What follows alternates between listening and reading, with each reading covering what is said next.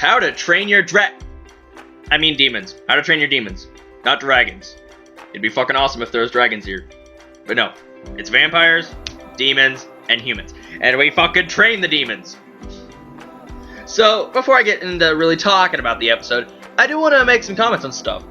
The opening song. We didn't get to see the opening or ending song in episode 1. It was a straight 24 minutes of anime. Something that I rarely ever see. We didn't get an opening or ending last one, but when we finally got it, I gotta say, I do like the ending song a little bit more than the opening, but the visuals in the opening, oh my fucking god, that is... When Yu is fighting the one noble vampire we saw, not Ferid, the one from last season who stopped the car with his hand and all that, oh my fucking god. The music, I prefer Season 1's opening over this one, because that one I can actually remember easier, and it has just that beat to it. You go, that's from終わりのセラフ. This one, it's like, you'd have to listen to it several times before going, that's from Season 2 of終わりのセラフ.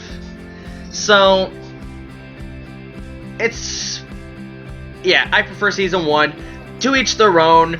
I did like the music, though. I'm not gonna deny it. I like the music, but I prefer the beat that Season 1 had. The visuals were pretty damn good, and towards the end, on the ending song, I love that song right there. It felt a lot better for this series than Season 2's opening right now. It might change as the series goes on, and I listen to these songs more often, because I love goddamn some really good openings.終わりのセラフhas some good openings and all that. But... tell me your thoughts. Did you like this opening? Did you like the ending? Which do you prefer? Did you prefer last season's or this season's? Tell me that. Now, let's talk about the episode and that horrible, shitty joke I made about how to train your demons. I said demons. So, this episode, we have Kimizuki and Yu train their demons. I know. Original. My joke is so original. I'm disappointed in myself. So they go to outside the walls, separate from everyone else, mostly because they're afraid if Yu rampages, he'll cause the most destruction, because he's the fucking Seraph of the end. Though they don't really know that too much. So they go outside the walls, and apparently the first thing you're supposed to do is cut your hand or something and say, drink my blood, and then the demon's name. Then you go. It takes several hours. They didn't clarify if it was going to take minutes or hours, but it takes a while to actually come into contact with your demon, so you're kind of unconscious for a little while. Then once you come in contact, you start thrashing around and all that. Your eyes turn red, which is... when Yu's eyes, the veins, they just flared up, and then they turned red and everything. Everyone else, his entire eyes just... oh my god. So... last review, I said Yu's matured a little bit and everything. He hasn't gotten rid of his entirely reckless nature, but he has matured. He has shown a little bit recklessness in this, because he just go, drink my blood, and then he just lets Asumaru do it right after he hears how motherfucking Yuichi, he grew on me from last season and all that, and Yuichi has an extremely high compatibility rate with his demon, so he already mastered the manifestation of it, like what Shinoa does when she calls out she, and you see the demon in like flames and all that. Yuichi's already mastered that, and he hasn't undergone the training. He's motherfucking mastered it. He talks to his demon every night before he goes to bed. He's made friends and all that. Motherfucking Yuichi, balling it up, because we got to see him use it, and holy shit, that was fucking awesome. That was fucking awesome. So, Yu goes in, and he easily beats Asuramaru, I believe. Sorry if I butcher his name. But he beats him because he knows his tactics, he's encountered it before, and he says he wants to make Asuramaru his friend because he understands what it's like to be not wanted by anyone, what it's like to feel lonely, and he's going to be Asuramaru's friend, and the power he fucking gets from Asuramaru. Fucking beast. He goes fan out, and red flames come out behind him, and swords appear right behind him while he's holding his one sword. Just fucking awesome. That's his special ability. Oh my god. Holy shit.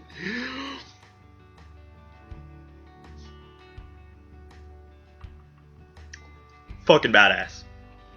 Then Kimizuki goes in. And every time these people come into contact with their demons, we get a little bit of a backstory. For you, we found out what his parents looked like. His mother and father knew he was the Seraph of the End and that he was a devil child. So he was born with those genes and all that, and his father tried killing him. And then it got distorted because Asumaru was trying to make him his conscience and his reason and his mind break so he could take over his body. That didn't work, of course. But then for Kimizuki, we saw when he was a child with his little sister, and at one point he was with these gang of kids and all that because they were trying to survive in this broken world. And the little sister wanted to die. I don't know if that was fully about the demon. I think her name was, his name or her name, whatever, was Kikia Zio or something. I don't know if it was fully because of the demon that she said that, but I'm thinking it wasn't, that she wanted to die at one point because she didn't want to slow him down. And then the demon came out and tried to break his mind. And you helped him. He's learned from you, saying, because he goes, you's an idiot. But he said he's willing to risk his life for someone who's not related by blood. His family that's not related by blood. And he goes, what about me? You're related by blood, so what should I do? And then he stabs himself with that knife that was pressed into his hand by the gang of kids who wanted him to kill his younger sister because she asked them to ask him. Confusing, I know. So he manages to force his demon to submit. So Kimizuki and you have leveled up pretty much. They've trained, and now they've gotten a lot stronger, and then we get to see something fucking badass. We get to see Kimizuki versus you for a little bit, where Kimizuki has like this coffin thing. On the count of 9 it opens, and I'm assuming it's a super fucking strong attack. And you, when he was charging in with his swords and all that, Kimizuki is using his double sword, so he's just smacking them all away and all that. The fucking animation. The fucking animation. I love it. This is one of the reasons why I love Owari no Seraph so much. The art style, the animation, the soundtracks, the sound effects. Marvelous. Harmony! I'm sorry. So, after we get that segment, we come to find out Ferid, that motherfucker, he's blackmailing Krul. Because Krul was in a conference with, like, I'm assuming all the other rulers. She's the ruler of Japan, so I'm assuming they're rulers of, like, England, America, and all that. And she was in a conference with all of them and Ferid. And Ferid does something she doesn't expect. He shows off the of you going berserk as the Seraph of the End, and then he brings in Michaela, giving the hint that Krul did not eliminate everyone from the Hyakuya sect, who is the most advanced sect in spellcraft and all that was developing the Seraph of the End. So Ferid is kind of blackmailing Krul, saying, if I die, you can't kill me, because if I die, all my secrets and all your secrets get exposed to the council. And if that happens, you're going down and I'm going down. I'll probably get punished, but you're going down. We even get to see one of the rulers, and he looks like he's a brat, but Krul is kind of a brat too. I like Krul, I really do. It's just kind of ironic that she calls him brat, and he goes, there's only 200 years between us, and I'm stronger than you. I hope we get to see more of the leaders. If not, alright. Now, Ferid is one creepy-ass pedophile motherfucker. He's working now he's just blackmailing Krul and all that. And Michaela, I think, is actually regretting kind of... I don't even know why he's with Ferid. I wonder what leverage Ferid holds over him. Maybe he's just saying, if you stick with me, I'll help you get your precious you back. I'll help you get you back. Baby, come back! Okay.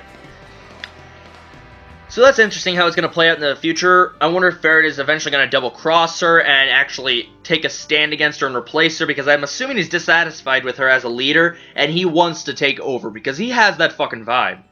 Now, the final thing I do want to talk about is the pacing.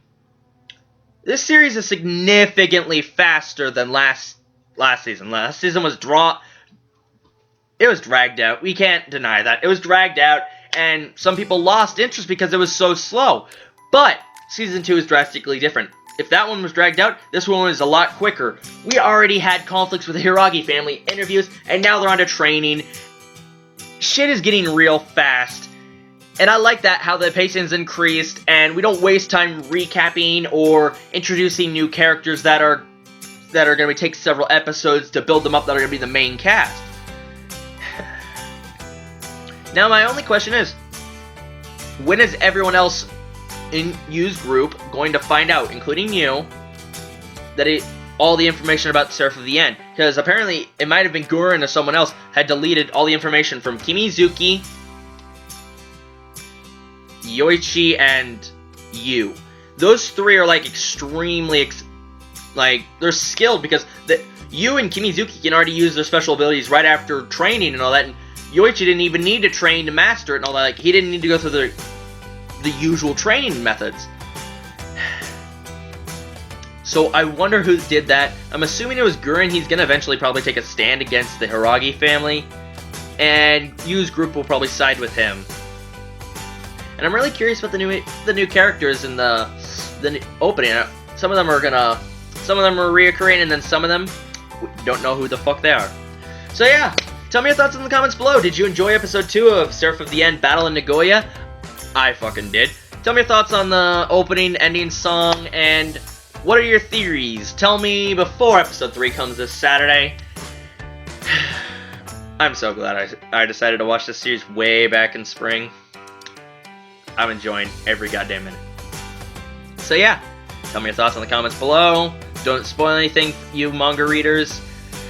Follow the links down in the description where you can go and add me on Twitter, add me on Facebook. Go check out episode 2 of Seraph of the End Battle in Nagoya. What else? Oh yeah! Be sure to leave a like, comment, or subscribe. It's always very much appreciated. This is AutoXstation here. Have a good day. Watch lots of anime, read lots of manga, the usual. Bye-bye, guys.